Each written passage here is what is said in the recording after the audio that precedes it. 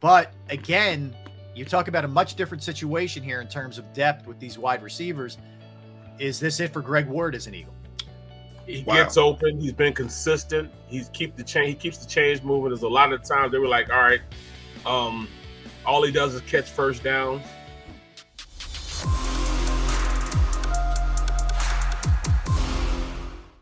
So guys who are somewhat, we mentioned a couple that I would say would fall into the bubble category, Reagor being one of them.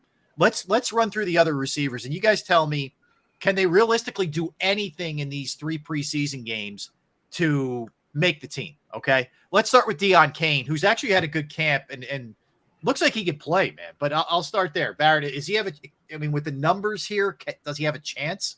Casualty of Ward. Just numbers just aren't in his favor. Yeah. Yes, he has had a good camp. He has great size. But he kind of fits that position player that doesn't play special teams type of guy. You got to, when you're in that type of position, you got to play special teams at a high level. And I haven't seen that. So, I mean, the likelihood of him making the squad is going to be slim, man. Very, very slim, man. I say practice squad candidate. Yeah. All right, fair. That's fair. All right, I'll run through a couple more here. We've kind of covered Covey. We know, we kind of know what that is. I think he's got a pretty good chance, but he's got to show a little something in these games. Agreed? He's got to give you something. Absolutely. Absolutely. Yep. Hi, Trish. Trish checking in. She's at the house now? She just walked past me, man. She like Clint Eastwood. She got that look on her face right now. Oh, you're in trouble. You are. You didn't even do anything. Actually, I'm not in trouble this time. Oh, okay. For once, you're safe. That's why I'm so relaxed. Lenore, I don't know if I'm pronouncing that right, but Lenore, yes. Yeah, Lenore. Who actually is another guy who maybe in another year might have a chance, but is there any shot here for him? No. Okay. No.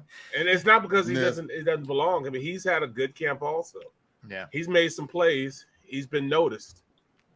But he's basically getting filmed out there for somebody else, probably. Yes. Is what this amounts to. Okay. Yeah. John Hightower, guy who's been here for a couple of years. Ran with the ones. A lot of the times he was running with the ones, taking some reps with the ones. He's going to be one of those casualties that he just doesn't make it just because of the numbers, man. And he doesn't play special teams either. That doesn't help him. Yeah, everybody I've talked to, including Jeff McClain, who was on the show last week, said he's going to be a numbers casualty.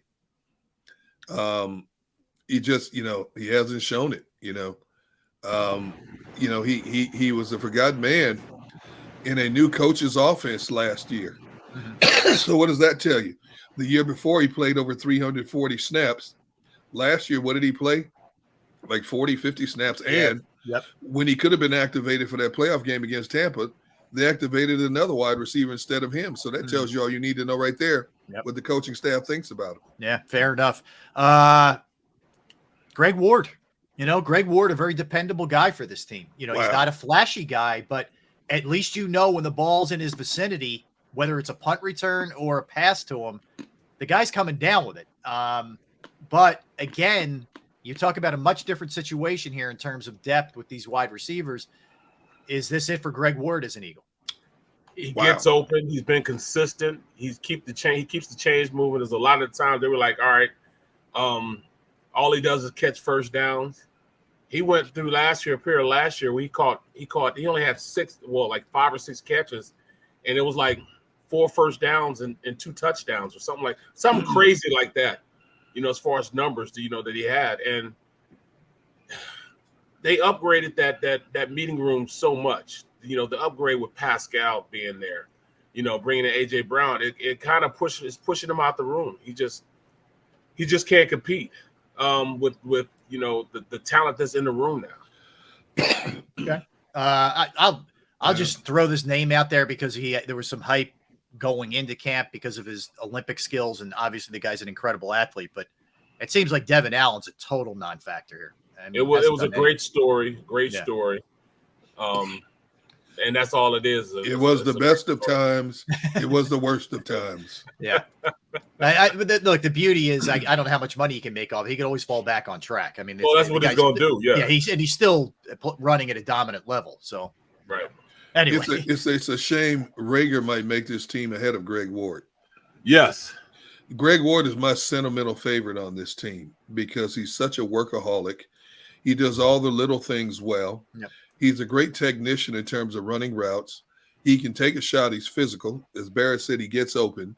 All he does is make plays, but because of the numbers game and a commitment to where certain players were drafted, or because they brought in one of Sirianni's boys from Indianapolis in Zach Pascal, he could be a numbers casualty. But I could also see them cutting Greg Ward, him hanging around like they've done in the past.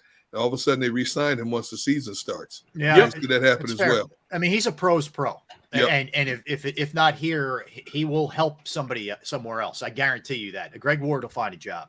And he's that kind of guy. So he's a great dude. Running back, I only have one question. I mean, I like him. I like Huntley a lot. I think he brings a lot of value as a runner and as a returner. But again, are you keeping 4 backs? And there's a numbers crunch with your returners too, with the logjam with Reagor. Is he on this team? Ooh. That's not fair, man, because Huntley is by far the best kickoff returner we have. It's not even close. Yeah, he is the best kickoff returner. Who do you keep? Do you keep him or do you keep Covey? And that's virtually what they're going to be thinking. Is it Covey or is it Huntley? Yeah. Yeah, that's fair. All right. Well, I mean, look, again, a good showing with kick returns and in the running game could help him. We know that much. Yep. All right, Barrett, I'm going to lean on you for this because when we get deep into the weeds here a little bit, it's tough to decipher who's still going to be here. I'm excluding the starters and maybe like the 1 or 2 obvious backups we have here with the offensive line. But I'll just throw some names. LaRaven Clark, Josh Sills, Cameron Tom, Coyote Owasika, Jared Williams. How many of those guys are any of them safe? Not with the way things have been going, man. A lot of guys like Coyote Owasika, I thought it was going to be a done deal that he's going to make the squad, but I don't know if he can right now.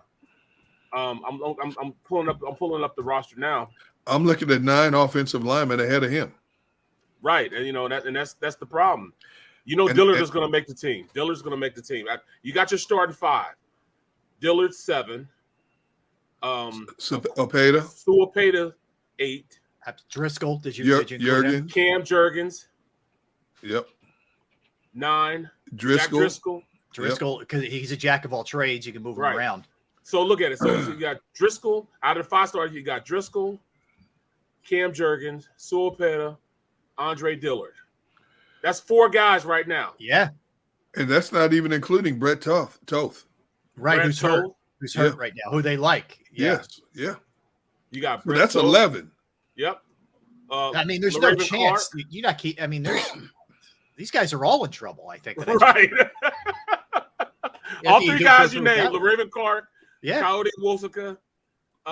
Even Toth is tough on Toth. He's on the PUP list right now. That's his only saving grace. Yeah.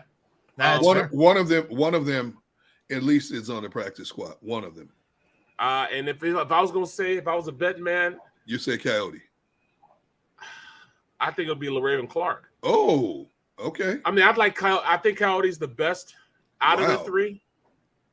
He's a better guard. He's an okay tackle. But you know how much they need tackle. How many, tackles go, it's harder on tackles.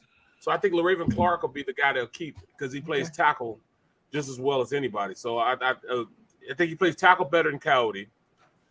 But he can't play guard. But they have guards right now. The guys can play guard like Brett Toth, Jack Driscoll, all those guys. Suapeta. So they're going to go with a tackle type instead of going with a guard type. Because I think Coyote Owasika is a guard. So they need a tackle type to fill a roster out. So if anybody will make it, I think it'll be LaRaven Clark. Okay. All right. Fair enough. Let's quickly hit the defense here. Matt Leo, can he make the team? I know you like him, Barry. I like him a lot, but I don't see him making a team because he's a tweener. He's in between a defensive end, and he's not really a linebacker, but that position that he's going to be in. They have enough of those. Yeah. So you have, when you look at that position, you have Brandon Graham. You got Tyron Jackson, who has had a great camp. and they love him. He can rush the passer. I like him a lot. You know, he's going to make the team. I think he's really going to make the team. Oh, you think I was going to ask you about him next. Do you think he makes the team? Okay. Yeah. Then, you know, Derek Barnett and Josh Sweat. Yep. So there's no room for Matt Leo to be there. Let me hit you with two tackles. Marvin Wilson and Rennell Wren. No. I'm going to tell you the truth. I think Wilson is the better out of those. Marvin Wilson's the prototypical zero technique. You know, he's had a great camp also, a phenomenal camp. He's going to be on the practice. He'll be a practice squad guy. Wren won't make the squad. An outlier right now that's sitting right outside where, you know, making the squad and not making the squad is Marion Tuipulotu. Yeah. A lot of high praise for him so far. He's had a great camp. So I think he's going to make it over Wilson. Okay. So, I mean, those will be your four guys, 5 guys that'll be on a D lineman. It'll be Fletcher Cox, Javon Hargraves, Milton Williams, Jordan Davis, and Marlon Tuipulotu. So you're saying they could keep 5 D tackles? They're going to have to. They can't. How are you going to do that if you keep 7, 8 linebackers? Well, that's who you have to pick. I mean, who are you going to say is your linebacker? Because when I say linebacker, I'm going to say, would you say? Go ahead. No, I was going to say let's table this. We'll pick it back up. All right, let's pick it back up. We're going to be joined by Matt Lombardo when we get back. We'll pick this back up for sure because there's a lot. I didn't even get into a lot of positions, so we got a lot more to do when we come back. We're going to run the gamut with Matt. We'll talk Eagles. We'll talk NFC East, Giants, Redskins, Commanders, Cowboys, AFC. We're going to hit the whole thing with Matt when we get back. Looking forward to talking with him. Don't go anywhere. Matt Lombardo next. We are Sports Take, JAKIB Sports YouTube Network. Let's talk Pro Action Restoration and my friends at Pro Action Restoration. If you're a home or business owner and you've experienced the pain and inconvenience of water, fire, smoke, mold damage, whatever the case may be, you know how trying that can be. Pro Action Restoration is there for you. They're on call 24 hours, 7 days a week to assist. I've dealt with it on a Saturday, off day, a little bit later in the afternoon. They got over to my parents' house.